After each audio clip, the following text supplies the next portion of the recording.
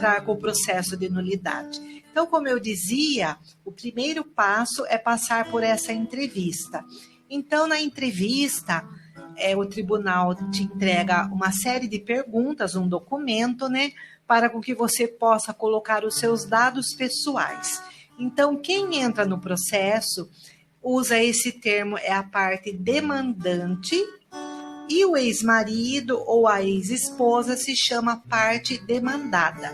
Então, você na parte demandante vai colocar os seus dados pessoais, que é o nome completo, o nome dos seus pais, a data de nascimento, o seu endereço, telefone, e-mail, se conhece algum sacerdote pessoalmente, a data do casamento religioso e a data do casamento civil.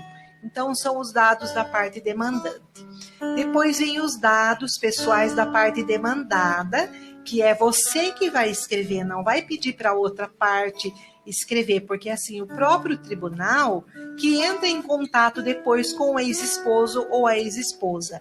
É lógico que quando se entra com o processo, é bom já esclarecer, contar para o ex-esposo, se tiver, de repente, uma amizade, né? Porque tem pessoas que perdem totalmente o vínculo.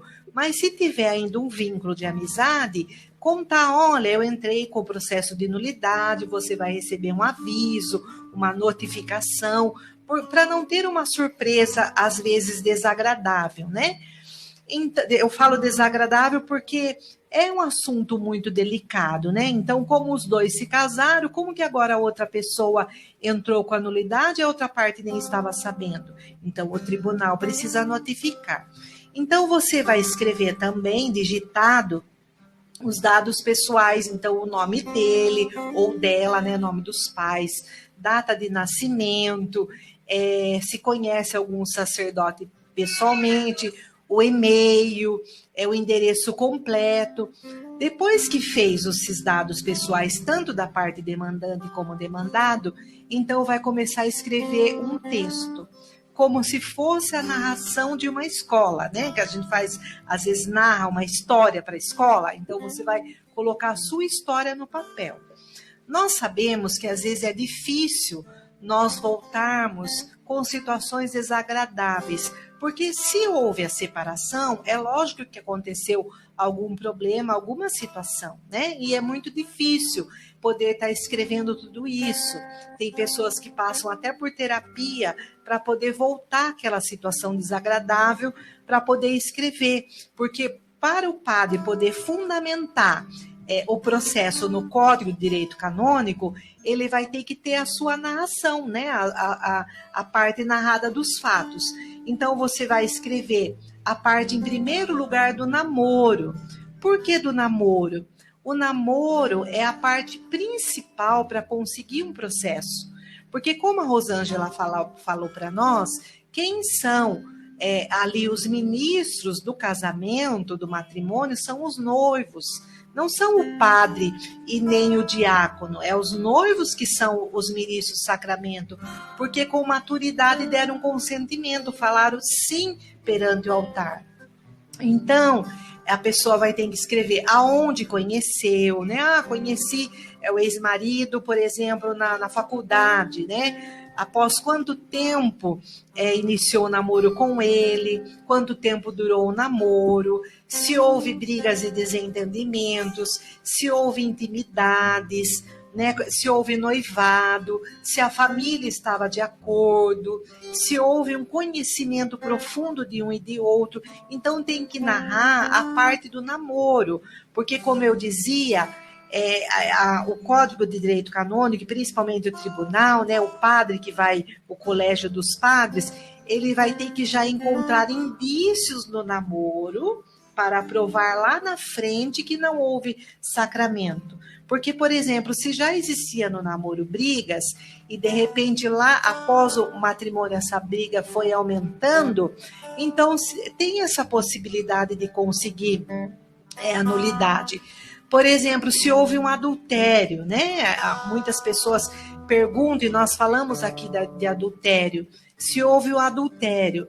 Então, precisa ter indícios no namoro, de repente a imaturidade, de repente a carência de um e de outro, algum indício que já existia no namoro e depois desencadeou lá na frente, né? Então, por isso que a parte do namoro é muito importante.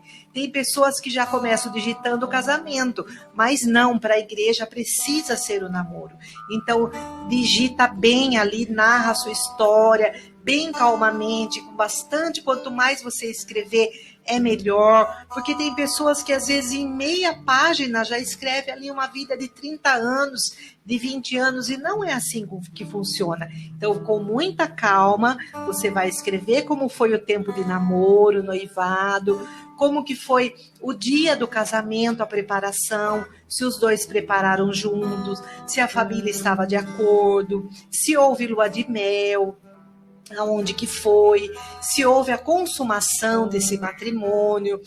Aí vai contar, né, digitar como que foi a vida matrimonial, como se desenvolveu, né? Quanto tempo durou a vida matrimonial, como foi as primeiras semanas, se tiveram filhos, se houve brigas e desentendimentos, porque, veja bem, isso é muito importante. Nós precisamos, quando eu falo nós, é o Tribunal Eclesiástico, precisa de dados, principalmente negativos, né, que realmente aconteceram, para provar que não houve o sacramento. Porque, veja bem, se viviam bem, se namoraram, era muito bom, muito agradável esse namoro. Os dois quiseram, os dois fizeram aquela festa, né? Os dois planejaram, tiveram um projeto de vida em comum. Aí os dois desejaram esse casamento, né? Deram sim o consentimento na hora do altar. E depois, lá na frente, depois de 5 anos, 6 anos que houve um problema, aí é difícil conseguir a nulidade, porque houve o sacramento. A partir do momento que deu o sim, houve esse sacramento. Mas o que o tribunal precisa? Desses fatos negativos, se realmente aconteceu, para poder ver a diferença de um e de outro, e que não houve a compatibilidade de genes ali, né? Que os dois eram totalmente diferentes um do outro, que havia imaturidade, de repente havia algum problema de vício, né, com drogas, com álcool, com adultério, enfim, os problemas que aconteceram para com que esse casamento, esse matrimônio, chegasse na separação. Então, quando se procura o tribunal, né, na entrevista que se faz lá com o padre ou com uma das secretárias, então é orientado tudo isso, que é a parte importantíssima, porque tem muitas pessoas, e nós vamos falar sobre isso, dos documentos necessários, nós vamos falar como que é um processo de nulidade, quem é o defensor do vínculo, que é o nosso pároco, o que ele faz, o que o juiz faz, até chegar na sentença. Só que a primeira preocupação é esse texto, é o que você vai escrever. Porque depois, se esse texto não é muito bem feito, não vai ter ali, não vai ter fatos para poder encontrar aqui no Código de Direito Canônico que prove que realmente não houve sacramento.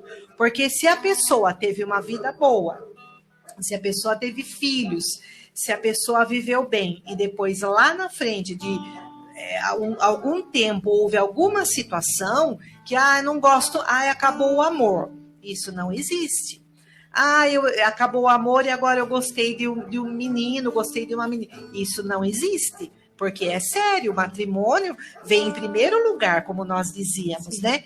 Então, você precisa ser verdadeira, porque a verdade nos liberta, né? Então, Jesus ensina isso. Então, você precisa escrever a sua história de vida, colocar no papel a sua história de vida, tudo o que aconteceu, para com que esse primeiro documento que já vai na frente ali do processo, que vai nortear todos os outros documentos. Então, é importantíssimo, né? Pedir ajuda para o seu pároco, como a Rosângela colocou aqui para nós, procurar alguém que te oriente para escrever esse texto.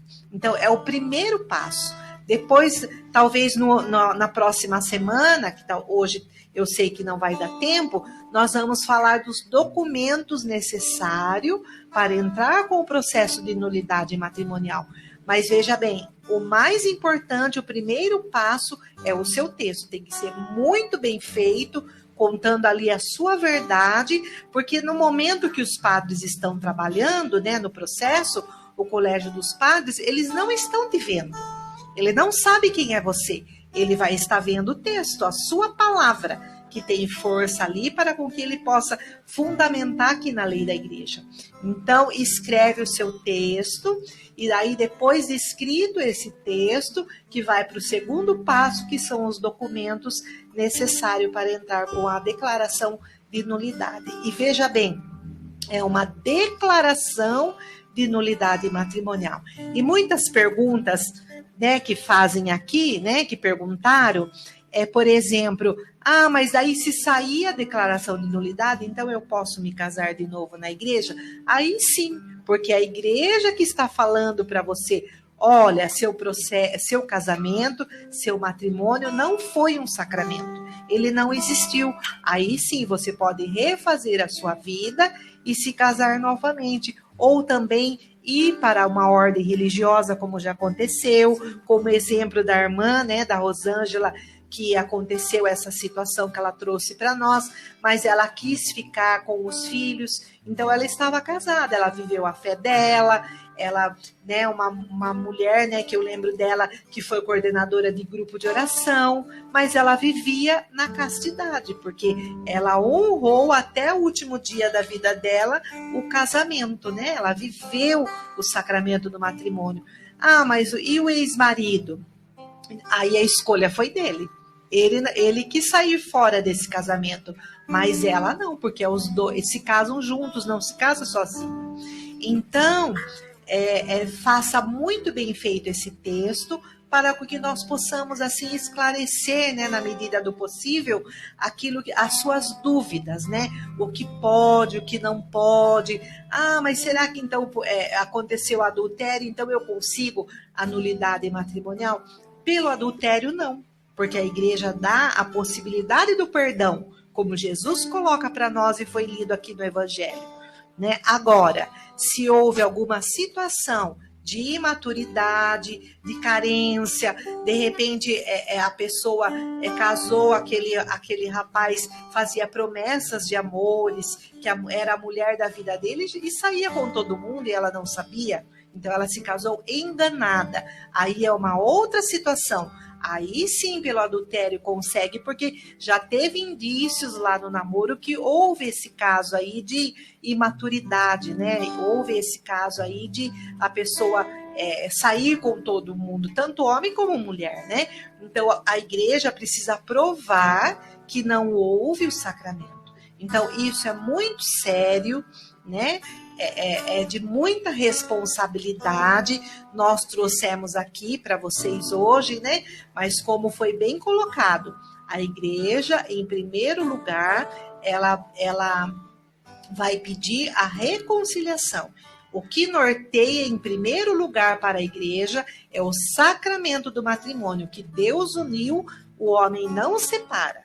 Agora, caso aconteceu ônus essenciais, um problema na vida desse casal, né, de violência, enfim, de tantas situações que nós, às vezes, até acompanhamos no meio da sociedade, aí sim a igreja, como mãe e acolhedora, ela vai analisar essa possibilidade de ser declarado nulo ou não, porque existem muitas pessoas que não conseguem a nulidade, né? Porque houve sim um sacramento. A pessoa teve filhos, a pessoa viveu um tempo com o marido, a pessoa às vezes até pregava a palavra de Deus, enfim, os padres que vão julgar, né? Mas é só a experiência que a gente tem, porque trabalhamos lá, né? No caso, eu trabalhei no Tribunal Eclesiástico, então é pela experiência, mas não é assim, vamos banalizar e pronto, não é assim. A igreja é séria, né? A igreja é Jesus que instituiu. Então, para a salvação das almas, para que nós possamos ser salvos, né? E tirar todo o peso de sofrimento que muitas vezes está ali pesando sobre aquela família, porque não deu certo o casamento, né? Então, vocês podem, né, escrever as suas dúvidas, né, ou depois mesmo que termine esse programa, escrever no link que nós vamos selecionar algumas perguntas né, para poder estar aí te orientando, e vocês podem também ligar para o Tribunal Eclesiástico, né, tirar toda a informação, tem pessoas ali competentes para poder estar atendendo vocês, né, então a igreja é aquela que nos acolhe, né, a igreja peregrina, né,